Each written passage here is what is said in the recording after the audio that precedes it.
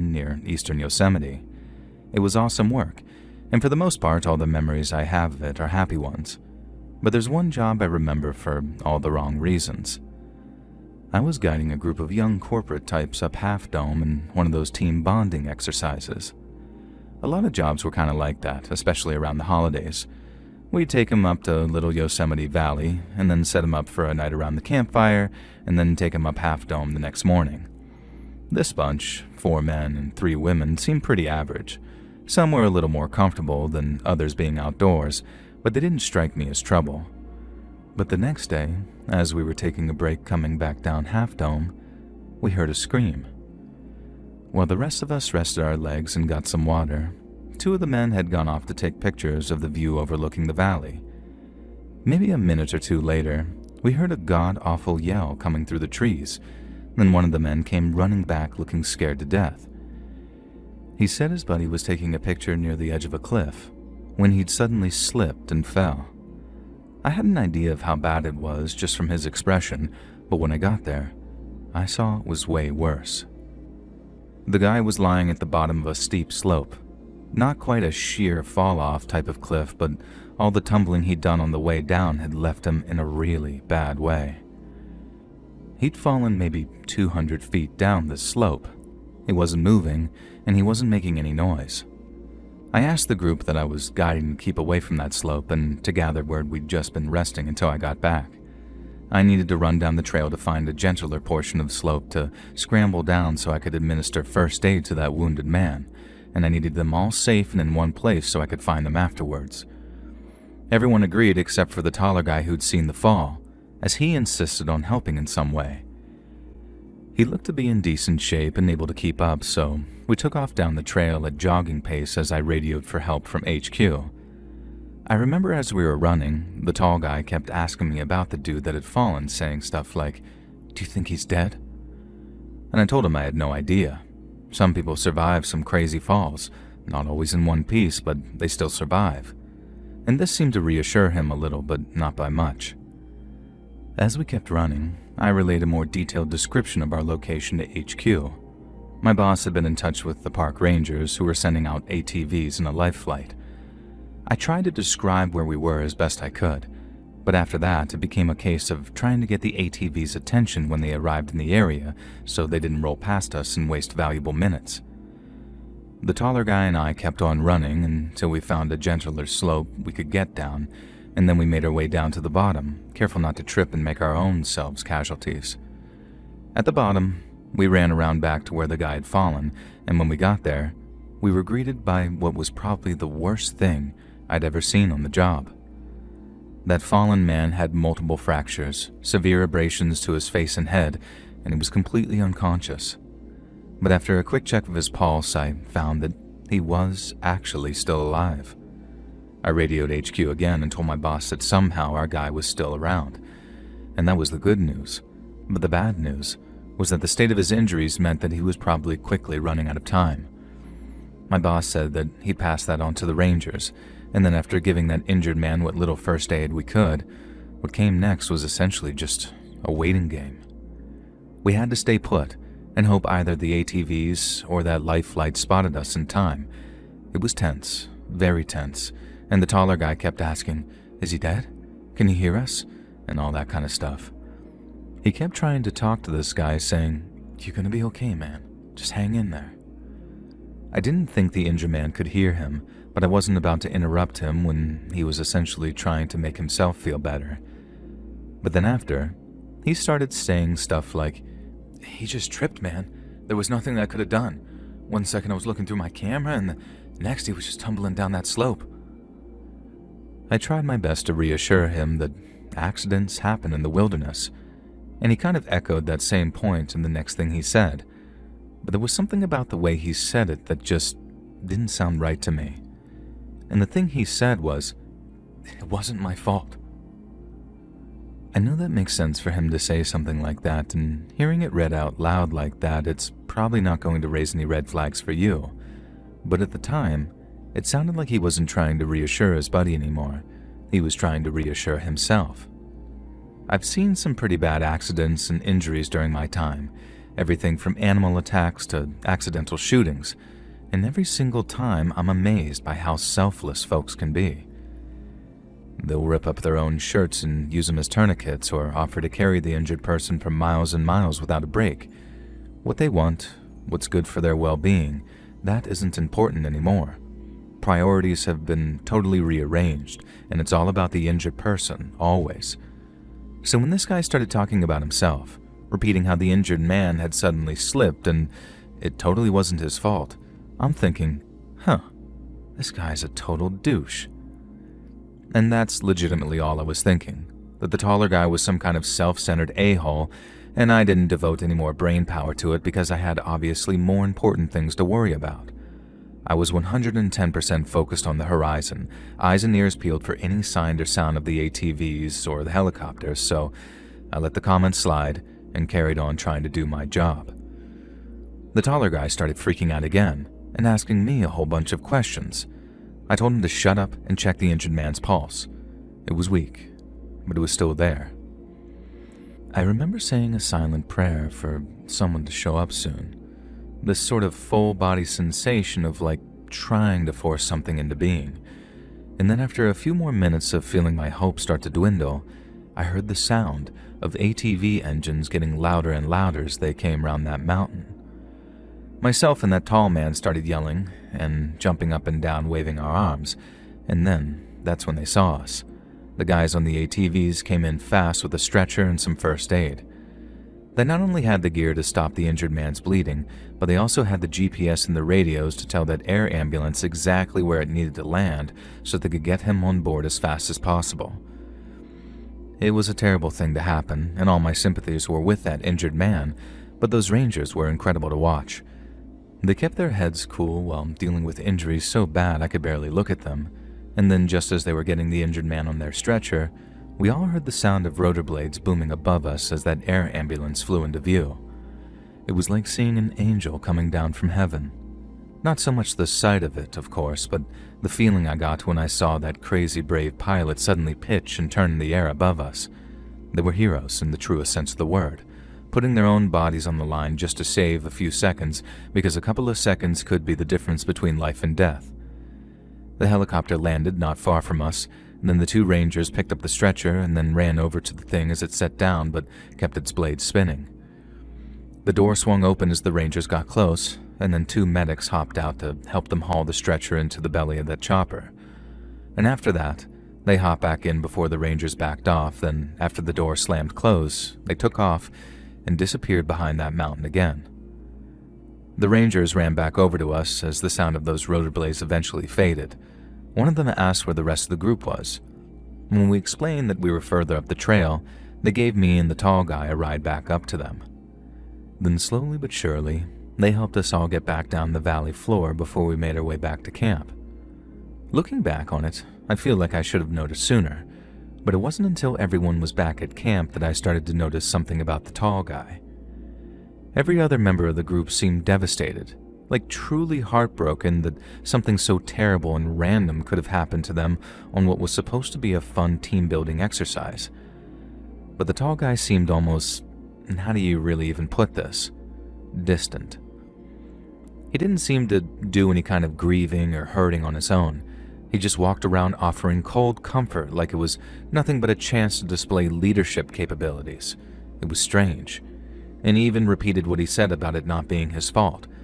And then while reassuring everyone that there was nothing he could have done to stop it, and how just witnessing the fall was traumatizing to him, it seemed like he was trying to divert a little of that sympathy onto himself. That time, instead of just thinking of what an asshole, I remember thinking, okay, now this is strange. Now don't get me wrong, I understand that seeing something like that is a terrible thing, and it has an awful effect on a person's mind. Heck, maybe it's just something that you had to be there for. But take my word on the fact that something about the way the guy was behaving just didn't pass the smell test, so to speak. It had a lot to do with something I'd heard that previous night, but I'll get to that point later on. Now anyways, I waited with the group at the valley campsite till their ride showed up, and then I made my way back to headquarters to fill my boss in on everything crazy that had happened. I went through the whole thing with him, start to finish, and then when I was done, I told him what I'd been starting to suspect over the past couple of hours. I didn't think the injured man slipped. I thought he was pushed, and I thought the taller guy was the one who did the pushing. It might sound cruel, but my boss was a veteran ex-ranger who was just about carved out of wood, and by that I mean he'd been there, done that, and gotten the t-shirt too. He laughed when I told him what I thought, and then he jokingly asked if the taller guy had tried to finish the injured man off when we got to the bottom of the slope. When I told him no, that he helped me stem the bleeding and check his pulse, he told me, doesn't seem like a stone-cold killer, does he? But he didn't laugh after I told him what I'd heard that night before, and was the same thing that I told the cop who came to visit me a few weeks later. My boss gave me the heads up that someone was about to call, and when he told me it was the cops, I felt like every dark suspicion of mine had been confirmed at once. 2 detectives stopped by to ask me a bunch of questions, and I didn't tell them outright because I knew that they had their list of questions to ask me. But when it came to the question of me noticing anything suspicious during the night before the accident, I gave them both barrels. I told them how that previous night, the tall man and injured man went off to talk in private. I told them to stay close and to come back to the fire as soon as possible, but they didn't listen. And then after some time, I decided to go look for them. I walked off the direction they'd gone, and although I couldn't see them right away, I heard them loud and clear. They were trying to keep their voices down, but they were clearly having some kind of heated debate. And I don't want to say that they were yell whispering because that sounds kind of dumb, but it clearly was loud. I got closer and closer, honing in on the sounds of their voices when I suddenly heard one of them say something along the lines of, "Oh, is that it? You want me out of the way? Well, good luck, buddy." The other guy cut back in with this reassuring tone to his voice, but I didn't catch anything he said after I called out to them both to come back to camp. And they assured me that they'd return in a minute or two, which they did, and I put their discussion down to something to do with business.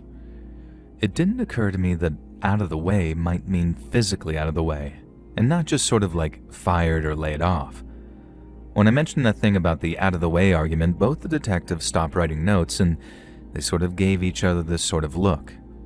They didn't come out and say it, but I could tell that they had their own suspicions about the accidental fall. But what they did tell me was how the injured guy was in a coma, meaning he wasn't talking to anybody anytime soon. It was a relief to hear that he'd survived, but it sucked hearing that he hadn't all the way survived, you know? But that's why they were talking to me, instead of just asking the guy if he had really slipped, or if he had been pushed. After thanking me for my time, I helped them out of the trailer and then called my boss to tell him everything that had been said.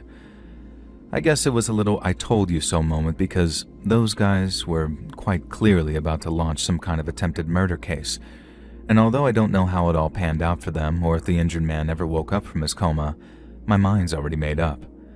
I think that not only was there an attempted murder during one of my guided hikes, but I got a front row seat to watch that psychopath try and worm his way out of it.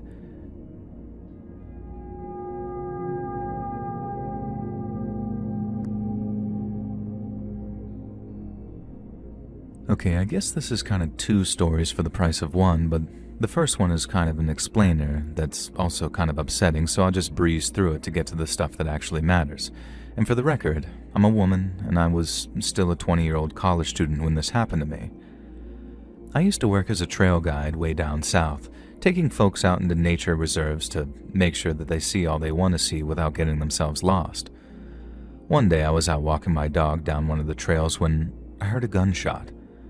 My dog and I went to investigate because hunting is super not legal in that nature reserve, and that's how we found ourselves a poacher doing something despicable to an innocent animal. And I ran back to my cabin, called the rangers, and then within just a couple of hours, the guy was actually in cuffs. And it felt like an incredible achievement, knowing that we'd helped put someone who threatened the animals behind bars. But one of my fellow guides seemed a little less enthusiastic about it than the rest. I figured that she was maybe a little jealous or something like that, and now I know otherwise.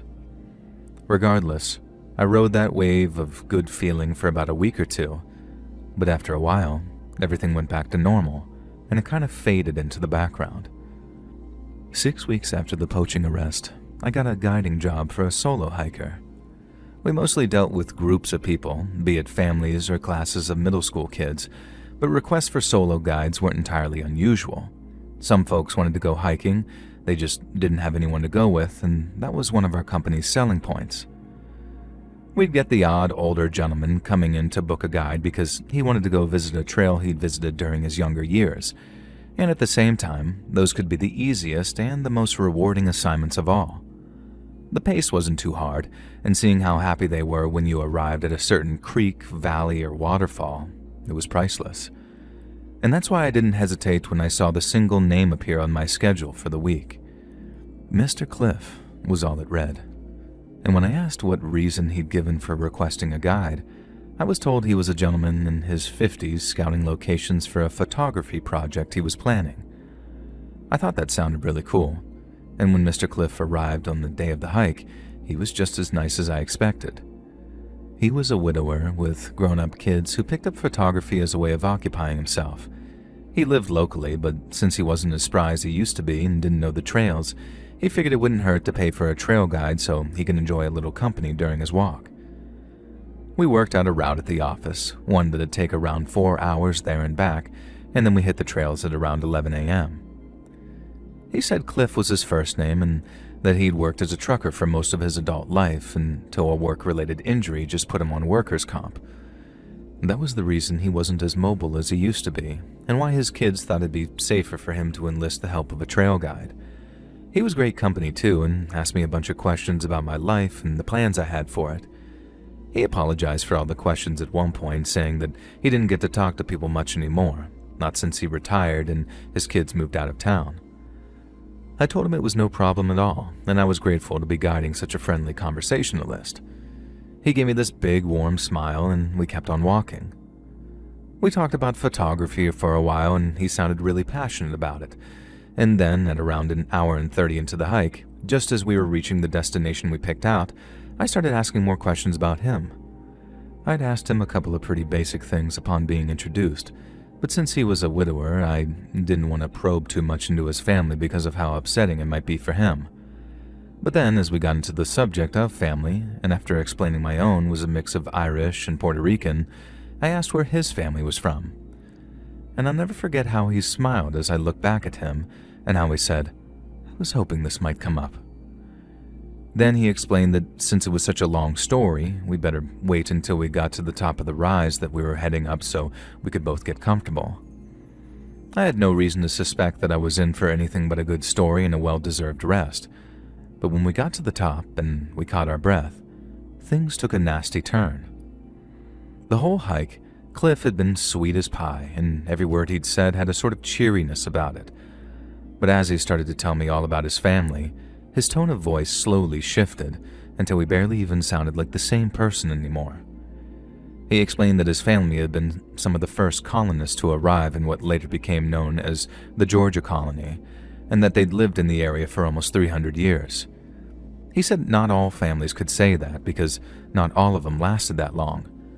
But he and his had faced down the natives, the British, then the Union and the federal government, all one after the other, and they were still there to tell their story. I remember saying, "Wow, that's amazing.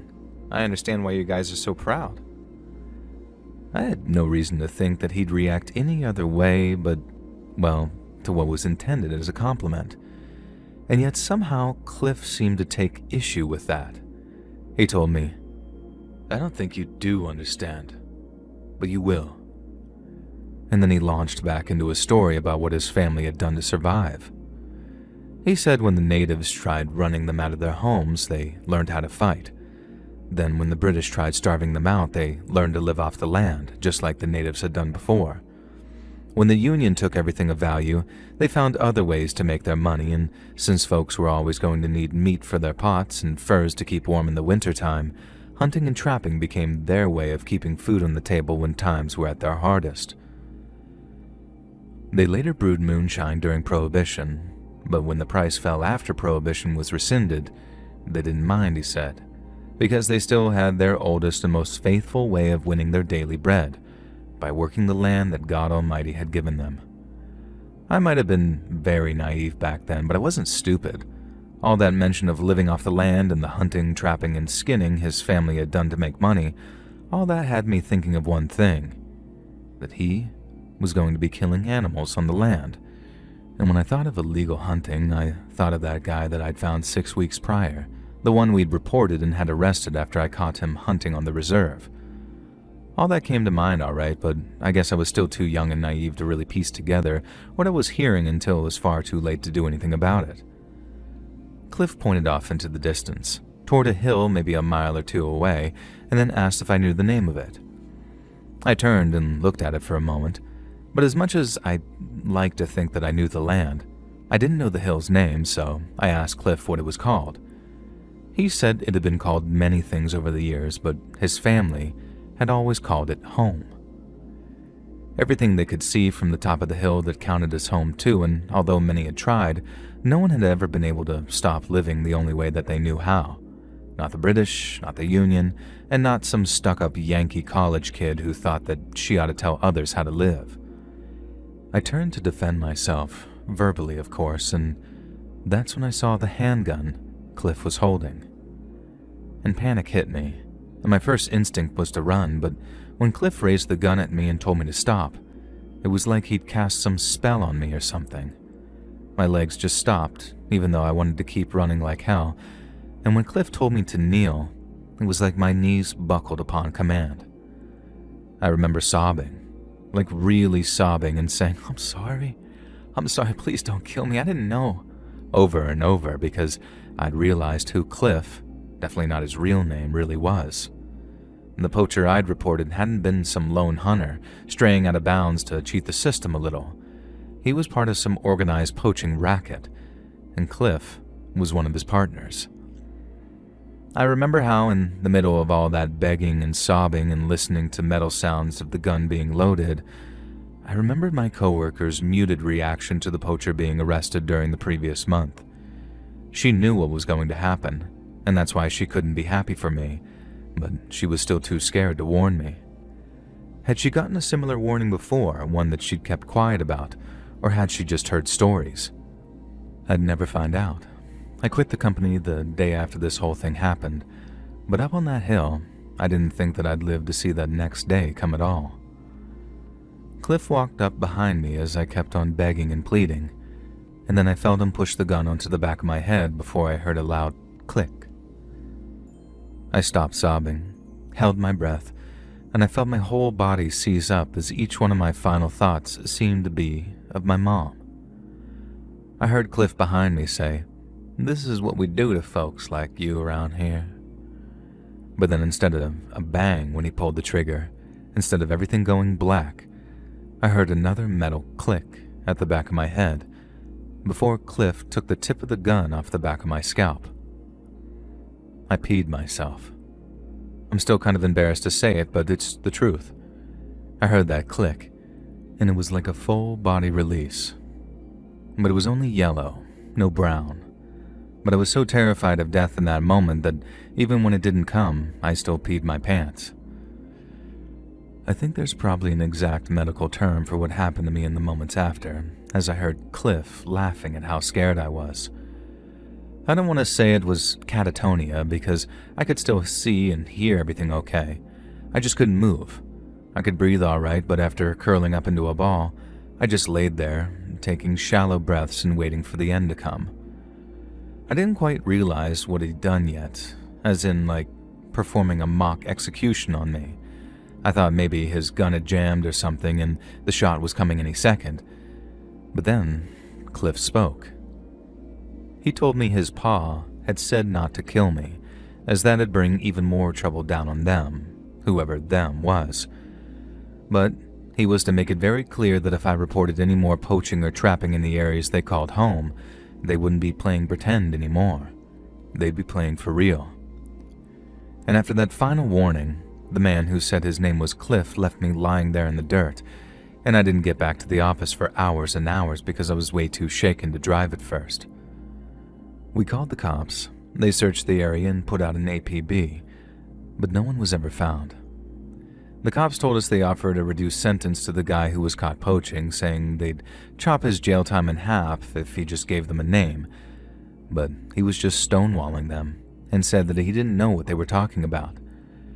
I'd like to be able to say that I went back to the trails, but unfortunately, that incident marked the end of my guiding days for good, and I moved back to Michigan once I graduated.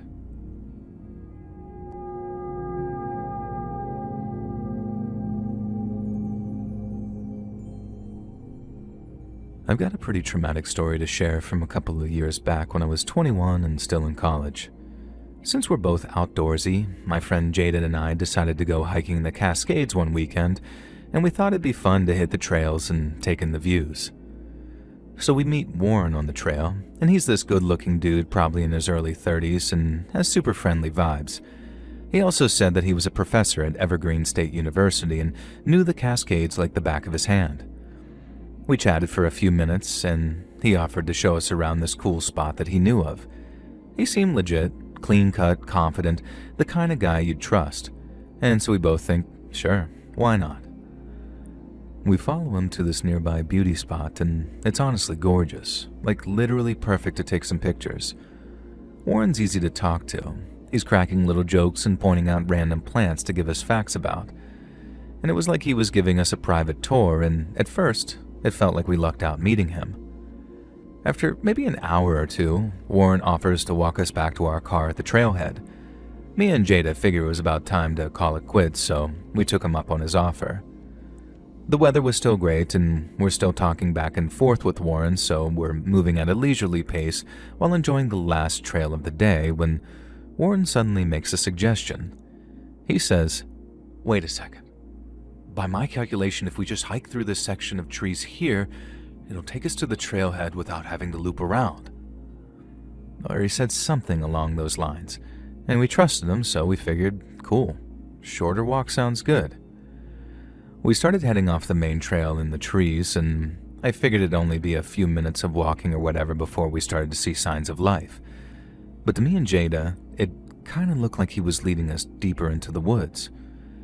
It got real quiet, and Warren kept trying to keep the conversation going, but Jada in particular got very quiet too, and she's only that quiet when she's nervous. When she started lagging behind, I glanced back and saw her shake her head at me, signaling that she didn't want to continue. I knew exactly what she was talking about, so I told Warren that me and Jada weren't so sure about this shortcut and wanted to head back toward the trail. Warren turned around, and at first he just smiled, and he says, "Oh, come on, it's just a shortcut. I've been here dozens of times." His voice was still friendly, but it had this weird edge to it, like he was forcing the friendliness now. Jada shook her head and then backed up by saying she wanted to go back too, not just me. Warren kept on smiling, but his eyes narrowed over a little as he looked at us. He told us we were being silly, that there was nothing to worry about, but Jada wasn't backing down. She said she wasn't taking another step into those woods, and not a thing he could say could convince her otherwise. And that's when he started to get mean. He responds by saying, "Oh my God, what's wrong with you? I said it's fine." He tried to smile at us after, but we heard the aggression in his voice when he asked Jada what was wrong with her. And that was the mask-off moment for us. I grabbed Jada's arm, and then we turned and started quickly walking back toward the trail we'd just been on. But then seconds later, I heard it. Fast and heavy footsteps crunching up behind us. Warren yelled, "Where do you think you're going?" And we sped up, almost jogging then, but he was faster. Suddenly I heard Jada let out this yelp of panic, and I felt this horrible chill go through me.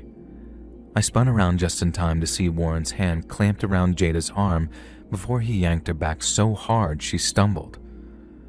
She screamed at him to let go as she tried to wrestle herself free, but Warren was too strong. The look on his face was totally different too, nothing like the charming guy we'd been laughing with just an hour before. He screamed at us, "You're not leaving!" Then the next thing, he shoves Jada to the ground so hard it sounded like it knocked the wind out of her. She sprawled in the dirt for a second and then started scrabbling for grip as she tried to push herself to get away from Warren. I froze for a split second, my mind going 200 miles an hour, thinking, what the hell is going on? Is this really happening? But it was, and I needed to do something to stop it. I remember seeing Warren just looming over Jada with his fist clenched and his chest heaving, looking like he was about to jump again. And then a thought hit me right between the eyes. I unzipped my fanny pack, fumbled past my keys and sunscreen, and then grabbed hold of a cold metal canister of pepper spray. I then yanked it out, pointed it at Warren, and then yelled at him to back off. My voice shook so badly I barely recognized it, and at first when he turned around, he just laughed his almost mocking-sounding cackle at me. He took a step towards me, staring me right in the eye, and dared me to use it. He didn't have to ask me twice. I pressed the button, unleashing a stream of pepper spray that hit him square in the face. He screeched so loud and crazily from the pain that it sounded like an animal, and then he backed off, rubbing his eyes and face. The pepper spray worked, but the breeze hit us too. Some of the spray blew back in a stinging mist that hit my eyes and nose like fire. I choked, tears were forming in my eyes, and Jada got some too as she got up and ran towards me and was pressing her hand to her eyes as she yelled at me to run. We knew that that was our chance, and so we bolted through the woods even though we were both half blind.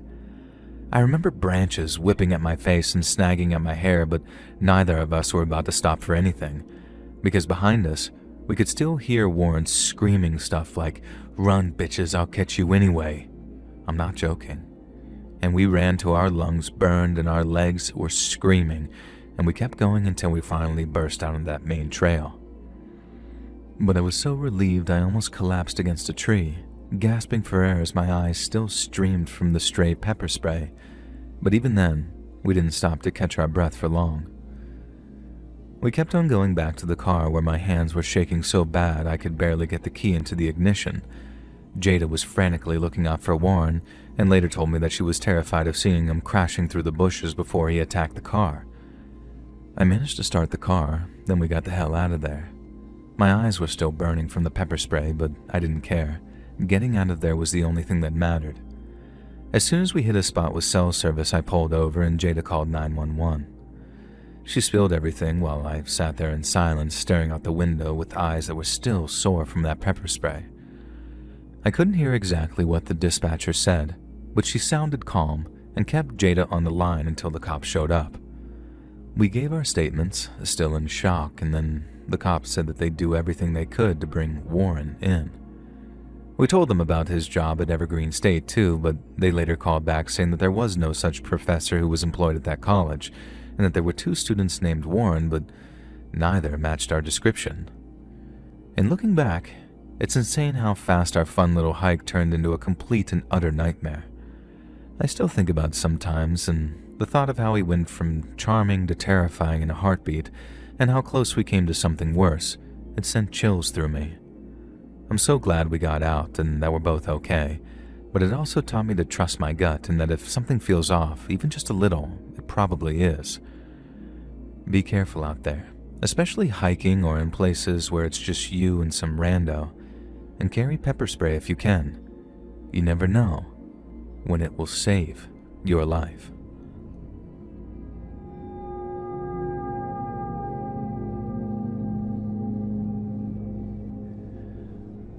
I used to work as a trail guide, and this one time, I had to scout a trail that we didn't use much to make sure that it was safe for a guided hike that we had coming up.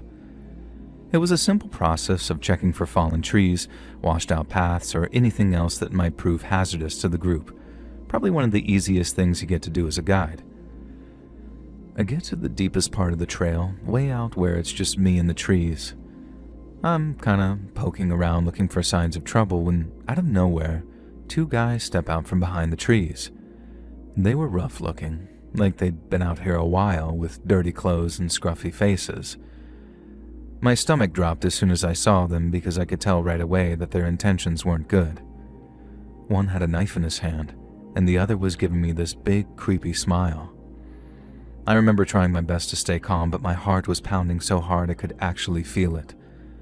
As they got close, the guy with the knife started yelling at me, telling me to hand over my stuff. He was vicious, waving that big knife around saying he'll cut me if I don't listen. I gave him my backpack, my water bottle, my Tamagotchi, and even what little cash he had on me.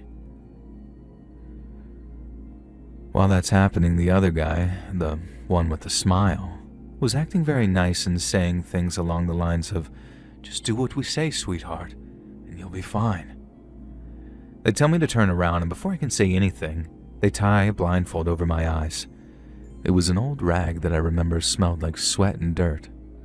After that, they tied my hands behind my back with more of that same kind of rag, probably old torn up clothes, and then they yanked it tight so it hurt my wrists. I was trying to stay tough, but internally I was completely freaking out. I told them, Hey, you can't leave me like this. There's bears out here. If I'm tied up, I'm dead." I was hoping they'd have a heart, maybe loosen the ropes or something. But maybe that was the good cop having worked on me a little more than I'd like to admit.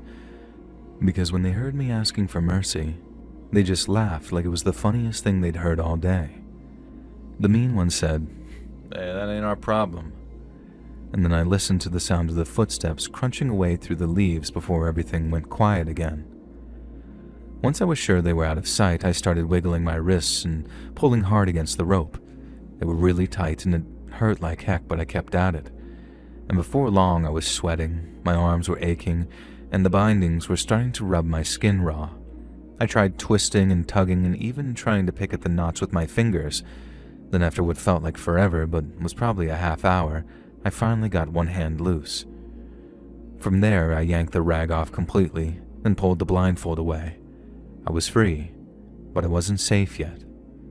I didn't stick around to look for my stuff those guys might have left behind. I just started running back down the trail as fast as my legs could carry me.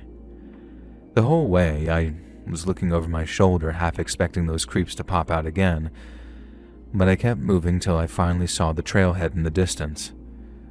When I got back to headquarters, my boss was there doing paperwork, and he just about jumped out of his chair as I burst in. I remember panting, trying to get the words out, but all I could manage at first was just call 911. He didn't ask questions. He just grabbed the phone and dialed as I sat down.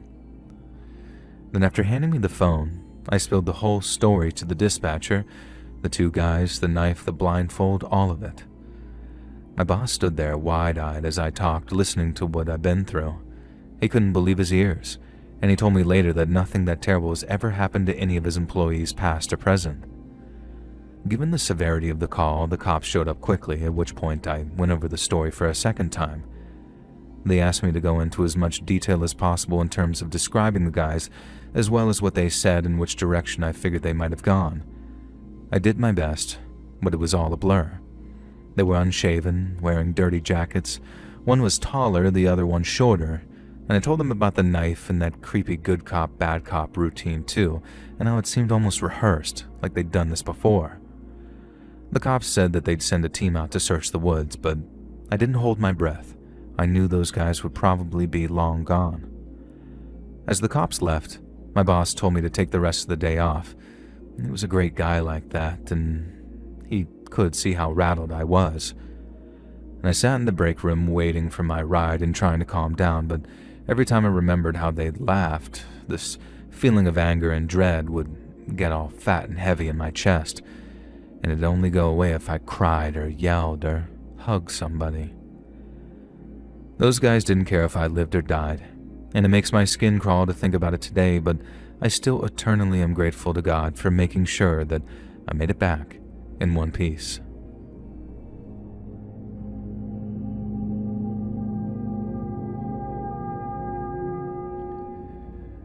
Many years ago, I was out on a trail with my group, leading them through the woods like I'd done 100 times before. It was a nice day, the sun was shining and the birds were chirping, and since we'd been hiking for a couple of hours, I figured it was time to take a break in a nearby stream.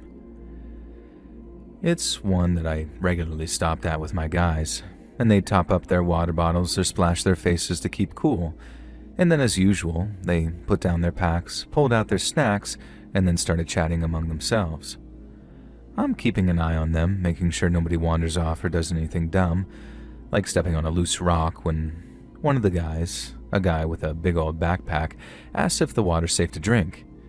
It was a fair question. Nobody wants to chug something that's going to make them sick, so I tell them I'll check it out like I always do. And the routine was pretty simple. I walk upstream a little, maybe 50 yards or so, to make sure there's nothing funky in the water. Usually I'm looking for stuff like dead birds or small animals that might have fallen in and started rotting, because that kind of thing can leach nasty bacteria into the stream, and I ain't about to let my group get sick on my watch. In all my years guiding, I'd never found anything worse than a few leaves or some mud, and it's usually just a quick check to be on the safe side. So I leave the group to munch on their granola bars and head upstream. It's gurgling along all peacefully, and I'm just strolling, keeping my eyes peeled, and thinking about how I'll maybe crack a joke about how it's cleaner than city tap water. But then, I stop dead in my tracks. Right there in the middle of the stream, sitting in the shallow water, is a deer's head. Not just any deer's head. It was rotten. Like really badly rotten, too.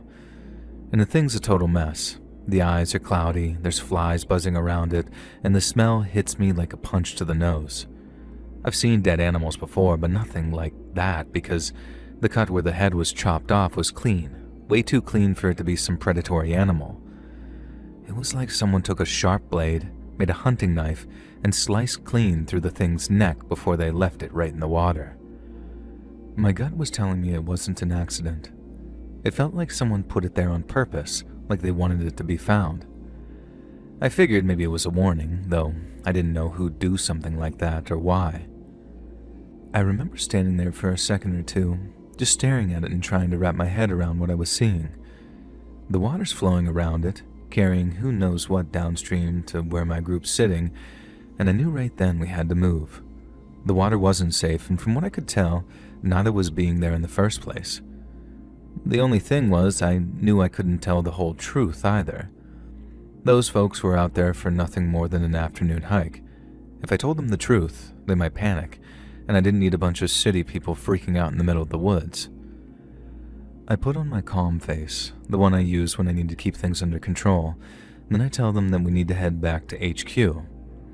When they asked why, I kept it simple, and I calmly said that I thought there was a bear in the area, and it just so happened to be rutting season, and it's true that bears can get really dangerous during that time of year.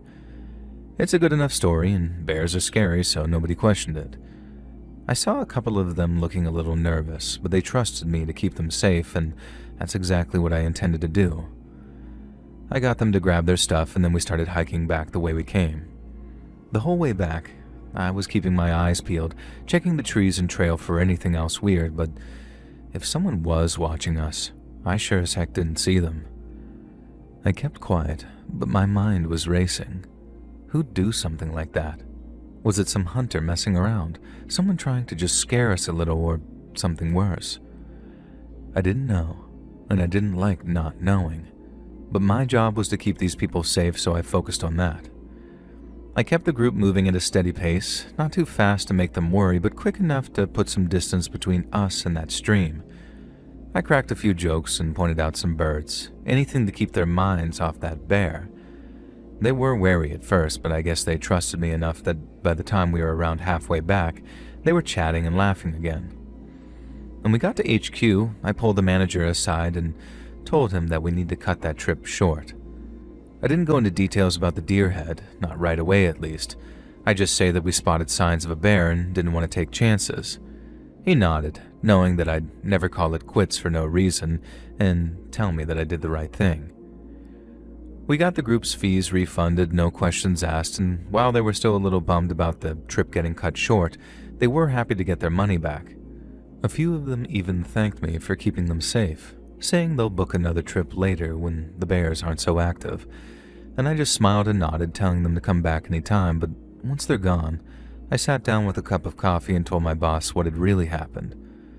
We agreed it was probably nothing, just some idiot trying to spook us, but as I told him, it certainly didn't feel like nothing at the time. That deer's head still pops into my head sometimes like a message that I didn't fully understand yet. But the bottom line is I kept my group safe, and that's all